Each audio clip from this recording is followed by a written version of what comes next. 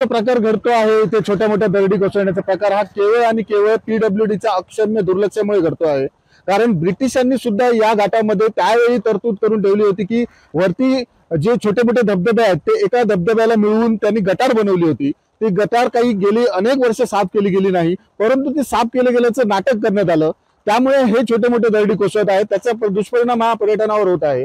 त्याशिवाय आता तुम्ही बघाल 4 दिवसाचा जो पाऊस पडतो आहे त्यामुळे त्या गटारांमध्ये ते पाणी मावलं नाही आणि त्यामुळे ते भलतीकडनंच बाहेर पडलं आणि ही छोटी मोठी दरड आता कोसळायला लागलेली आहे। त्यामुळे या ठिकाणी रात्री प्रवास करताना लोकांना जीव मुठीत घेऊन प्रवास करावा लागत आहे। अशा प्रकारची मोठी दरड आणखी कोसळण्याची शक्यता नाकारता येत नाही, कारण पाऊस एवढा आहे, परंतु बांधकाम विभागाने आंबोलीच्या घाटाची जी पावसापूर्वीची डागडुजी करायला पाहिजे होती ती कोणतीही केलेली नाही। तुम्ही बघाल तर गटार या ठिकाणी नाहीये, काही ठिकाणी रस्ते तुटत आहेत, त्याविषयी पण त्यांना काही फिकीर पडलेली नाहीये। याला पूर्णपणे मी पीडब्ल्यूडी खात्याला जबाबदार धरीन आणि लगेच आंबोलीच्या या घाटातील गटार साफ केली गेली पाहिजे, संरक्षक कठडे बांधले गेले पाहिजे आणि ज्या ठिकाणी दरड कोसळण्याची शक्यता आहे त्याच्या आजूबाजूला कायमस्वरूपी 1-2 महिन्यासाठी जेसीबी आणून ठेवला पाहिजे।